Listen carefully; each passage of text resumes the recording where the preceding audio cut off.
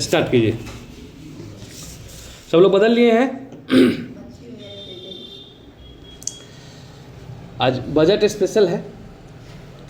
Budget हम लोग पहले कहते किसको है? बजट होता क्या है?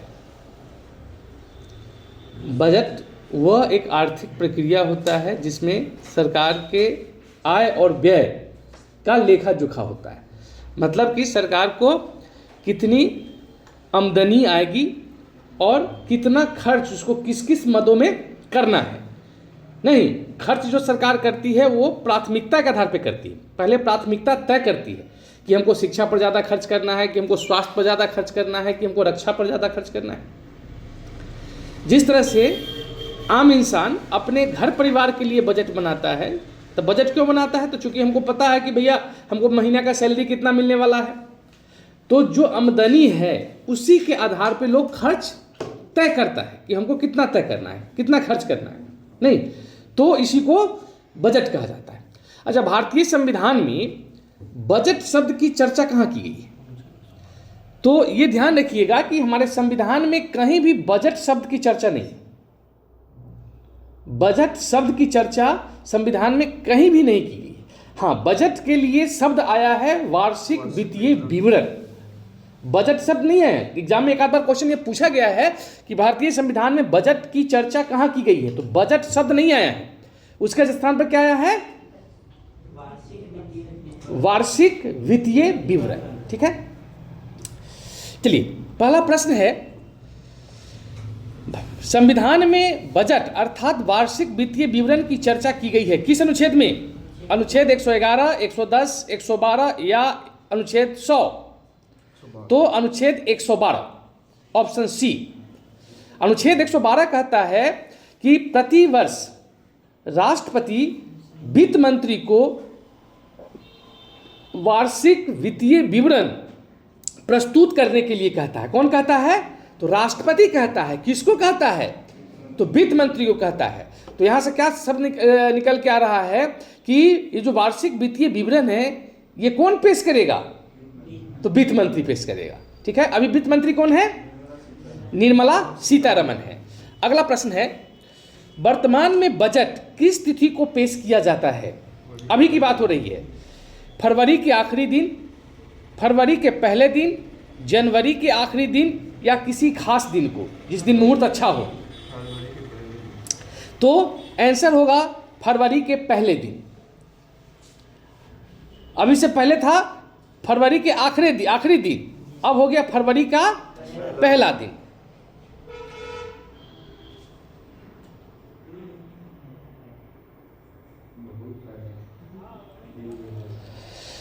अगला प्रश्न है, बजट 2025-26 के तहत देश भर में डे केयर कैंसर सेंटर कितना स्थापित किए जाने का प्रावधान किया गया है? 50 गो, 100, 150 या 200? तो पूरे देश में सरकार ने लक्ष्य रखा है कि डे केयर सेंटर जो है 200 सेंटर खुलेगा। Option D. बजट 2025-26 के तहत अगले 5 वर्षों में सरकारी स्कूलों में नई अटल टिकरिंग लैब्स ATL अटल टिकरिंग लैब्स स्थापित किया जाएगा। कितना? 20,000, 30,000, 50,000 या 40,000? तो इस बजट में 20,000 अटल टिकरिंग लैब स्थापित करने का लक्ष्य रखा गया है। नहीं, सॉरी, 20,000 नहीं, 50,000। ऑप्शन सी होगा। पूरे भारत में 50,000 ATL अटल टिकरिंग लैब स्थापित करने का लक्ष्य सरकार ने रखा है अगले 5 वर्षों में इस बजट के माध्यम से। अगला क्वेश्चन, वर्ष 2025-26 के लिए कुल व्यय का अनुमान लगाया गया है। मतलब कि कुल खर्च इस बजट के माध्यम से सरकार कितना करेगी? 50.65 लाख करोड़, 60.50 लाख करोड़, 47.38 लाख करोड़ या 68.50 करोड़? तो आंसर क्या होगा? ए, 50.65 लाख करोड़। इतना आपका खर्च होगा। अगला प्रश्न, वर्ष 2025-26 के लिए नॉमिनल जीडीपी का वृद्धि दर रहने का अनुमान है। मतलब इस बजट में जीडीपी का जो ग्रोथ रेट है वह कितना रहने का अनुमान लगाया गया है। 7.9%, 8.11%, 12.01% या 10.1%। तो इस वर्ष जीडीपी ग्रोथ का अनुमान जो लगाया गया है वह 10.1%। अगला, अटल वयो अभ्युदय योजना। अटल वयो माने वरिष्ठ लोगों के लिए, अभ्युदय योजना AVY जो वरिष्ठ नागरिकों के कल्याण के लिए है, इस योजना में कितनी धनराशि आवंटित की गई है। 189.69 करोड़, 289.69 करोड़, 253.05 करोड़ या 145.50 करोड़। तो 289.69 करोड़ बी कितना हो गया, 289.69 करोड़। इतना रुपया जो है धनराशि आवंटित किया गया है अटल वयो अभ्युदय योजना के लिए, जो वरिष्ठ नागरिकों के कल्याण के लिए है। वरिष्ठ नागरिकों के लिए ब्याज पर टैक्स कटौती की सीमा 50,000 से बढ़ाकर कितना कर दिया गया है। 1 लाख, 1.5 लाख, 2 लाख या 2.5 लाख। तो आंसर क्या होगा, 1 लाख। 50,000 जो था उसको बढ़ा के 1 लाख कर दिया गया है। विदेशी निवेश को आकर्षित करने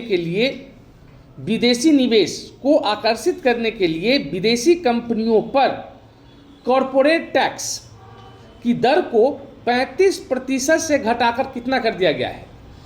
ठीक है, यानी कि इससे निवेशक आकर्षित हो, इसके लिए सरकार ने कदम उठाया है कि कॉरपोरेट टैक्स जो 35% लग रहा था उसको घटा दिया गया है। तो कितना, 20%, 25%, 30% या 28%। तो अब जो है कॉर्पोरेट टैक्स वो हो गया 30%, ऑप्शन सी हो गया। अगला प्रश्न, छोटे उद्योगों के लिए जो एमएसएमई है, छोटे उद्योगों के लिए बिना किसी गारंटी के ऋण की कितनी सुविधा प्रदान की जाएगी। मतलब कि जैसे मुद्रा योजना के तहत जो 10 लाख तक का ऋण दिया जा रहा था जिसमें किसी गारंटी की जरूरत नहीं थी, उसी तरह कहता है कि छोटे उद्योगों के लिए अब जो है बिना गारंटी का कितना ऋण दिया जा सकता है। 20 लाख, 30 लाख, 40 लाख या 50 लाख। तो आंसर होगा 50 लाख, यानी 50 लाख तक का लोन अब बिना किसी गारंटी का मिलेगा। हो गया। अगला, शहर विकास के केंद्र के रूप में विकसित करने के लिए अर्बन चैलेंज फंड एक बनाया गया है। इसके लिए कितनी धनराशि आवंटित किया गया है। तो 1 लाख करोड़, 3 लाख करोड़, 5 लाख करोड़ या 8 लाख करोड़। तो सही आंसर है 1 लाख करोड़। बजट स्पेशल है, टोटल बजट से ही आपको प्रश्न है आज के टेस्ट में। अगला, बुनियादी ढांचे के विकास के लिए, इंफ्रास्ट्रक्चर डेवलपमेंट के लिए कितनी जो कुल जीडीपी है उस कुल जीडीपी का कितना धनराशि आवंटित किया गया है। तो 4.1%, 3.1%, 5.2% या 4.4%। सही आंसर होगा 3.1%। 3.1%। अब आइए अगला, किसान क्रेडिट कार्ड केसीसी के माध्यम से किसानों, मछुआरों और डेयरी किसानों के लिए ऋण की अधिकतम सुविधा कितनी कर दी गई है। 5 लाख तक, 8 लाख तक, 10 लाख तक या 20 लाख तक। यानी कि कह रहा है कि जो केसीसी जो लोग धारक हैं उनकी ऋण की सीमा को बढ़ा के अब 5 लाख तक कर दिया गया है। ए, ठीक है। अगला क्वेश्चन, वर्ष 2024-25 में शिक्षा पर जो खर्च किया जाता था वो कुल जीडीपी का 2.50% होता था। ठीक है, इस वर्ष शिक्षा के लिए जो खर्च है बढ़ाकर कितना किया गया है। 3.02%, 2.48%, 2.52% या 2.75%। तो देखिए सरकार की मंशा जो है ये यहीं से साफ झलकती है कि वह शिक्षा को किस स्तर पर लेके जाना चाह रही है। नहीं तो शिक्षा के लिए जो धन आवंटित किया गया है, जो पैसा दिया गया है सरकार के द्वारा, वो है कुल जीडीपी का 2.52%, मतलब कि मात्र 0.2% की वृद्धि की गई है। अब इससे कितना बेहतर शिक्षा हो सकता है आप अंदाज लगा सकते हैं। सब चीज के लिए पैसा है, शिक्षा पर पैसा खर्च करने के लिए सरकार के पास पैसा नहीं है। अगला प्रश्न है, हर घर जल योजना के तहत ग्रामीण क्षेत्रों में स्वच्छ पेयजल पहुंचाने के लिए कितनी राशि आवंटित की गई है? ठीक है, पहला 70,000 करोड़, 80,000 करोड़, 65,000 करोड़ और 85,000 करोड़।